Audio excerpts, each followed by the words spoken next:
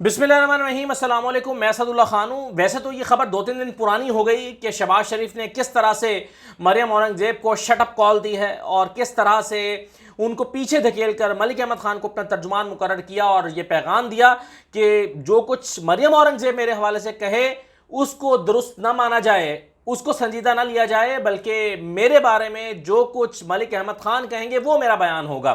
आप जानते हैं कि क्यों हुआ है, ये मुझे दोहराने की ज़रूरत नहीं है। आप जानते हैं कि ये इसलिए हुआ कि मरियम औरंगज़ेब साहिबा ने पार्टी सदर के बारे में ये कह दिया कि ये उनकी ज़ाती राय होगी। यानी एक पार्टी के तर्जुमान अपने सदर के बारे में ये कह दें कि वो कुछ कह रहे हैं तो उनकी उनकी ज़ाती राय होगी, ये पार्टी पॉलिसी नहीं है। तो ये ज़ाहिर है ये बात नागवार गुजरी और गुजरनी ही थी।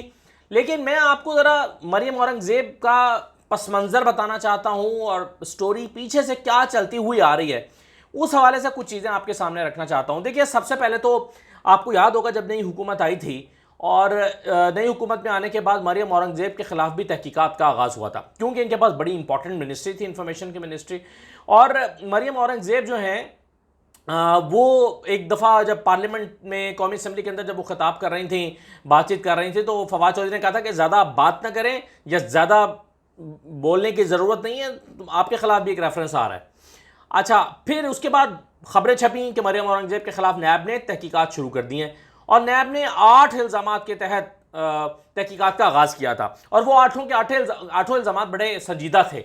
और उसके अलावा एक रेफरेंस जो है वो आमदन से ज़्यादा हादसों का भी आ रहा था। वो 8 क्या थे, मैं मुख्तसरन आपको बता देता हूँ ताकि आपके पास एक बैकग्राउंड आ जाए। देखिए, मरियम औरंगज़ेब पर पहला इल्ज़ाम तो ये था कि उन्होंने सरकारी फ़ंड से पार्टी मुहिम चलाई है, यानी सरकारी फ़ंड से पार्टी मुहिम चलाने का इल्ज़ाम था। किसके ज़रिए? सोशल मीडिया के ज़रिए। और सोशल मीडिया किसके पास था? मरियम नवाज़ के पास था, आप जानते हैं। तो मरियम नवाज़ और मरियम औरंगज़ेब ये मिलकर काम करते थे। मरियम नवाज़ जो मुहिम सोशल मीडिया को पर लीड कर रही थी, चला रही थी, उसके लिए जो सोशल मीडिया टीम रखी गई थी, वो टीम एक तो होता है ना कि चले हुकूमत के काम को एक्सप्लेन करने के लिए या बताने के लिए, हुकूमत की चीज़ों के लिए एक टीम काम कर रही हो। ये टीम थी जो ज़ाती तौर पर शरीफ ख़ानदान की के हवाले से काम करती थी। तो और शरीफ फैमिली की और नवाज शरीफ की तशहीर के लिए और मरियम नवाज़ की तशहीर के लिए ये टीम काम करती थी। तो इस टीम को जो है वो कहाँ से फ़ंड किया जाता था? सरकारी ख़जाने से, पीटीवी से और इंफॉर्मेशन मिनिस्ट्री से। इनफैक्ट तो इंफॉर्मेशन मिनिस्ट्री से जो है वो इनको फ़ंड किया जाता था। इस पर तहकीकात का आगाज़ हुआ। दूसरा इल्ज़ाम इन पर यह था कि इन्होंने अपनी सरकारी रिहाइशगाह की गैर ज़रूरी तौर पर तज़ीन व आराइश कराई है और उस पर 40 लाख रुपए खर्च कर दिए हैं। जबकि नैब को लगता था कि ये 40 लाख रुपए या तो खर्च नहीं हुए, इसमें खुर्द-बुर्द किया गया है, या फिर यह कि ये गैर ज़रूरी तौर पर किए गए हैं। यानी इनका बंगला नंबर 32 था, उसकी तज़ीन व आराइश पर 40 लाख रुपए खर्च हुए। तीसरा इस पर इल्ज़ाम यह था कि इन्होंने गैर ज़रूरी तौर पर एक लाइफ टाइम अचीवमेंट अवार्ड कराया। इस अवार्ड के का ठेका जो है वो एक ऐसी कंपनी को जिसके पास ये काम कराने का कोई तजर्बा नहीं था, उसको 60 मिलियन में यह ठेका दिया गया। 60 मिलियन रुपीज़ में यह ठेका दिया गया और 20 मिलियन रुपए सिर्फ मॉडल्स और अदाकारों की रिहाइश और सफरी अखराजात पर खर्च किए गए। तो इसमें नैब का ख्याल था कि ये बहुत बड़े पैमाने पर इसमें खुर्द-बुर्द की गई है। ये तकरीब जानबूझकर एक ऐसी कंपनी को ठेका दिया गया है जिसमें यानी आप जानते हैं कि ऐसी कंपनीज को ठेका जब दिया जाए जिनके पास उस काम की स्पेशलाइजेशन ना हो, तजर्बा ना हो, तो या तो अपने किसी रिश्तेदार की निकलती है या उसमें से किकबैक्स लिए गए होते हैं। एनीवे, इस इल्ज़ाम के तहत इन पर जो है वो हुआ। ये मैं आपको क्यों बता रहा हूँ, मैं आपको आगे जाके ये बताना चाहूँगा कि ये केस अचानक क्यों रुक गया, किसने रुकवाया, कहाँ कहाँ तक हाथ पड़ते हैं मरियम औरंगज़ेब के, और फिर वो जो प्रॉब्लम है वो पार्टी के अंदर कैसे आया है। ये इसके लिए ज़रूरी है कि मैं आपको थोड़ा सा बैकग्राउंड बता दूँ। चौथा इल्ज़ाम इन पर यह था कि वजारत के आखिरी दिनों में इन्होंने इस्लामाबाद में 2 घर खरीद लिए। E11 और F7 में इन्होंने 2 घर खरीदे वजारत के आखिरी दिनों में, और ये 2 घर न सिर्फ ख़रीदे बल्कि इनकी तज़ीन व आराइश के लिए जो पैसे खर्च किए वो PID के फ़ंड से, और जो एडवर्टाइज़र्स हैं जिनको PID से, जिनको इंफॉर्मेशन मिनिस्ट्री से काम दिया जाता है, एडवर्टाइज़र्स को एडवर्टीजमेंट्स का काम दिया जाता है, उनसे किकबैक्स लेकर या उनसे पैसे लेकर इन घरों की तज़ीन व आराइश कराई गई। ये इनके ऊपर इल्ज़ाम था। और पाँचवा इल्ज़ाम इनके ऊपर यह था कि इन्होंने PTV में लीगी कारकुनों को बड़े पैमाने पर भर्ती कराया और वो जो पार्टी में काम करते हैं, वर्कर्स थे, उनको PTV में नौकरियां दिलवाई। ये ऐसे ही है जैसे PIM में भर्तियां दिलवाई गई हैं, पीपल्स पार्टी ने दिलवाई और लोगों ने दिलवाई, यानी कि सियासी बुनियादों पर भर्तियां जिसको आप कहते हैं। रेलवे में भर्तियां हुई हैं, PIA में हुई हैं, स्टील मिल में हुई, बड़ा गर्क हो गया इदारों का। ऐसे यहाँ पर भी किया गया। अच्छा, छठा इल्ज़ाम बड़ा इंपॉर्टेंट था, वो ये था कि सरकारी गाड़ियों का इन्होंने गलत इस्तेमाल किया और अपने अलावा अपने ख़ानदान के दीगर लोगों को भी इन्होंने सरकारी गाड़ियाँ दिलवाई अपनी मिनिस्ट्री से, जिसमें अपनी वालदा को, अपनी खाला को, अपने भाई को 2 होंडा सिविक और 1 प्राडो गाड़ी दिलवाई, जिनके नंबर्स भी उस वक्त सामने आए थे, KV335 SJ830 और SJ557। तो ये गाड़ियों के नंबर्स भी सामने आए थे कि इन गाड़ियों को इन्होंने गैर कानूनी तौर पर अपनी फैमिली को इस्तेमाल करने के लिए दिया। फिर 7वां इन पर इल्ज़ाम यह था कि उन्होंने सरकारी ख़जाने से पार्टी का तराना तैयार करवाया। और 8वां इल्ज़ाम इन पर यह था कि इन्होंने 350 मुलाजमीन की पेंशन और मराहत गैर कानूनी तौर पर रोक लीं, जो इनकी पार्टी के वर्कर्स नहीं थे, या फिर इनकी नाअहली की वजह से जो फंड्स का बहरान आया उसकी वजह से इनकी पेंशन और मराहत रोकना पड़ी। अच्छा, अब ये 8 इल्ज़ामात मरियम औरंगज़ेब पर लगे और ये बड़ा तगड़ा रेफरेंस उनके खिलाफ बनता था। नैब ने अपनी तहकीकात का आगाज़ भी किया और इन सब के अलावा आमदन से ज़ायद असासों का केस अलग आ रहा था इनके ऊपर, और उन दिनों रिवाज भी चल रहा था, बहुत सारे लोगों को आमदन से ज़्यादा असासों के केस में पकड़ा जा रहा था और केसेस बनाए जा रहे थे। अच्छा, लेकिन हमने ये देखा कि अचानक मरियम औरंगज़ेब इसमें से साफ बच निकली और ये किस्से ख़त्म हो गया। ना वो रेफरेंस आया, ना उस पर मज़ीद बात हुई, ना वो ख़बरों में आया, वो कहाँ चला गया। तो मरियम औरंगज़ेब साहिबा जो हैं वो उनके ख़िलाफ़ ये जो रेफरेंस है वो आने से पहले ही कहीं दब गया। अब मरियम औरंगज़ेब साहिबा के बारे में कहा जाता है कि इनके 2-3 बड़े इंपॉर्टेंट चाचू हैं, या 2-3 बड़े अहम लोग हैं जिनको ये चाचू कहती हैं, और इनकी स्ट्रेंथ भी वही हैं। उनमें से एक तो इस हुकूमत के, मौजूदा हुकूमत के बड़े तगड़े वज़ीर हैं। अच्छा, आपके लिए बात शॉकिंग होगी कि नून लीग मरियम नवाज़ के इतना करीबी एक शख्सियत और उनके मौजूदा हुकूमत के एक बड़े तगड़े वज़ीर इनके चाचू बने हुए हैं। अच्छा, और एक इसके अलावा एक और बड़ी अहम शख्सियत हैं जो कि बड़े अहम ओहदे पर हैं और वो इनके चाचू कहलाए जाते हैं। तो मरियम औरंगज़ेब जो हैं वो, उनका कोई काम ठहरता नहीं है, रुकता नहीं है, और उनको कोई हाथ नहीं डालता। अच्छा, अब मरियम औरंगज़ेब साहबा की यही स्ट्रेंथ थी जिसने मरियम नवाज़ के इनको और करीब किया। अच्छा, और यही इनकी कमज़ोरी भी थी जो मरियम नवाज़ को खटकने लगी।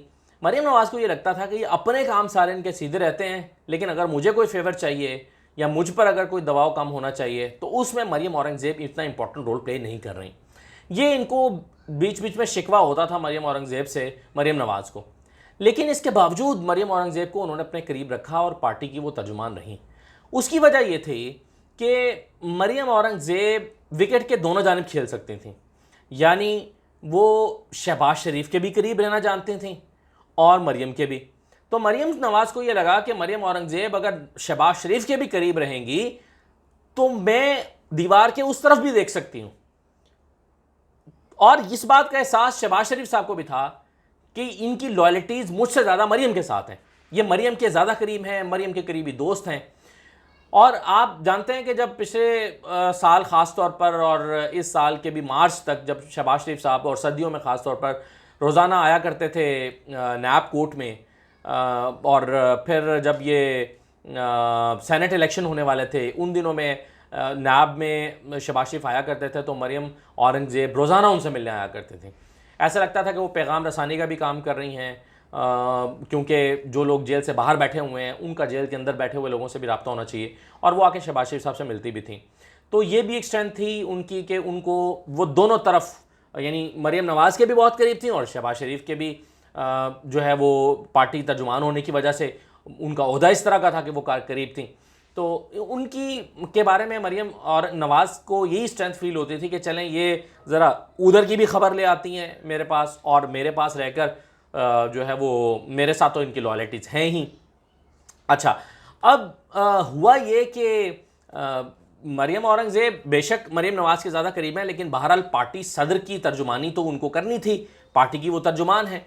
लेकिन पिछले दिनों जब ये हुआ कि शहबाज शरीफ ने कराची में ये कहा कि एक कौमी हुकूमत होनी चाहिए और इसकी वजाहत मांगी गई मरियम औरंगज़ेब जब मीडिया के सामने आई, जब आपको पता है पार्टी तर्जुमान मीडिया के सामने आता तो सहाफ़ी तो सवाल करते हैं, तो उन्होंने पूछा तो मरियम औरंगज़ेब ने कहा कि ये शहबाज शरीफ का ज़ाती ख्याल हो सकता है, ये पार्टी में कहीं डिस्कस नहीं हुआ। यानी उन्होंने शहबाज शरीफ की बात को 2 टके का कर दिया कि भाई उन्होंने कहा होगा तो इसकी कोई अहमियत नहीं है, उनकी ज़ाती ख्याल है, ये पार्टी पॉलिसी नहीं है। अब यहाँ पर उन्होंने बिल्कुल साइड ली मरियम नवाज़ की, क्योंकि मरियम नवाज़ ने भी इस्लामाबाद हाई कोर्ट के बाहर खड़े होकर यही कहा था। उन्होंने कहा कि मेरा नहीं ख्याल उन्होंने कौमी हुकूमत की बात की है, वो तो कौमी रिकन्सिलिएशन की बात कर रहे हैं, सॉर्ट ऑफ। तो यहाँ पर वाज़े तौर पर मरियम औरंगज़ेब शहबाज शरीफ को छोड़कर मरियम नवाज़ के साथ जाकर खड़ी हुई, जैसा कि शाहिद खाकान अब्बासी भी खड़े हुए हैं।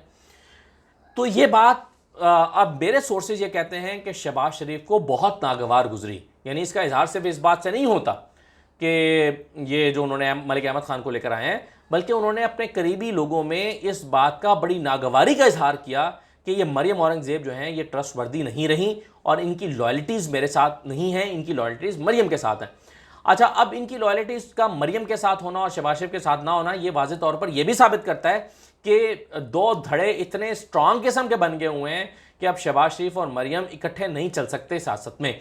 या आप देख रहे हैं वाज़े तौर पर कि शहबाज शरीफ बाहर आए हैं तो मरियम नवाज़ खामोश हो गई हैं, मरियम नवाज़ सियासत में नज़र नहीं आ रही। वो सिर्फ हालांकि इस्लामाबाद हाई कोर्ट में कहा गया उनको कि आप ना भी आएँ, हाजिर माफ़ी की दरख्वास्त दे दिया करें, ना आया करें, लेकिन वो फिर भी इसलिए जाती है चलें किसी बहाने तो मेरा मीडिया इंटरेक्शन हो जाए, कहीं पर तो मैं अपने ख्यालात का इजहार कर दूँ, और वो अपने ख्यालात का इजहार इस अंदाज में कर रही हैं। इसके अलावा पार्टी में उनकी कोई अपेयरेंस किसी पोजीशन पर या किसी असाइनमेंट पर या किसी एक्टिविटी में नहीं हो रही, और ये शहबाज शरीफ की हो रही है। तो अब अगर शहबाज शरीफ साहब ने अपनी मेहनत करके जोर लगवा के या नवाज शरीफ को कह के मरियम को साइड पर कराया है, और ऐसे में मरियम औरंगज़ेब उठकर उनकी जगह पर लेकर उनकी तर्जुमानी करती फिरें, तो ये बात उनको गवारा नहीं हो सकती थी। इसलिए उन्होंने मलिक अहमद ख़ान को न सिर्फ लगाया, बल्कि इसकी वो ये भी कर सकते थे कि प्रेस रिलीज जारी करवा देते, मीडिया में खबर आ जाती। नहीं, उन्होंने नोटिफिकेशन को ट्वीट करके बताया शहबाज शरीफ ने कि आज से मेरे तर्जुमान मलिक अहमद ख़ान होंगे, मतलब ये कि किसी और को सीरियस ना लिया जाए। तो ये मरियम औरंगज़ेब साहबा को एक सुबकी का सामना करना पड़ा है, और जैसा कि मैंने आपको बताया कि उनकी कुछ स्ट्रेंथ्स हैं, अपने ऊपर वो कोई चीज़ आने नहीं देती, और उन्होंने अपने ऊपर आने वाली चीज़ों को बड़े तरीके के साथ हैंडल किया है, और उनके बारे में समझा जाता है कि उनके ऊपर जो आने वाले सख्त किस्म के केसेस थे वो भी ज़रा स्लो डाउन हो गए या फ़िलहाल गायब हो गए मंजर से। तो ये सारी स्टोरी जो है वो मरियम औरंगज़ेब साहबा के हवाले से चल रही है। बहरहाल अब वो सिर्फ मरियम नवाज़ की होकर रह गई हैं, और मरियम नवाज़ की भी देखिए कब तक रहती हैं, क्योंकि मरियम नवाज़ को भी पूरी तरह से उनके ऊपर, यानी उनको लगता था कि इनकी एक ही हिफाजत है, ये ज़रा जाके उधर से भी खबर ले आएंगी। अब ये उधर जाकर अगर खबर नहीं ला सकेंगी तो उनकी कितनी हिफाजत रह जाएगी, और वो मरियम के करीब कितना रह जाएंगी, या वो उनको खुद भी एहसास होगा कि मैं मरियम के करीब रहकर शायद पार्टी के अंदर वो पोजीशन नहीं हासिल कर पा रही, तो वो खुद अपनी कोई स्ट्रैटेजी चेंज करें। मुझे नहीं पता उनकी क्या स्ट्रैटेजी होगी। बहरहाल फ़िलहाल उनको पार्टी में एक तरह से डिमोट कर दिया गया है। इजाज़त दीजिए, अल्लाह हाफ़िज़।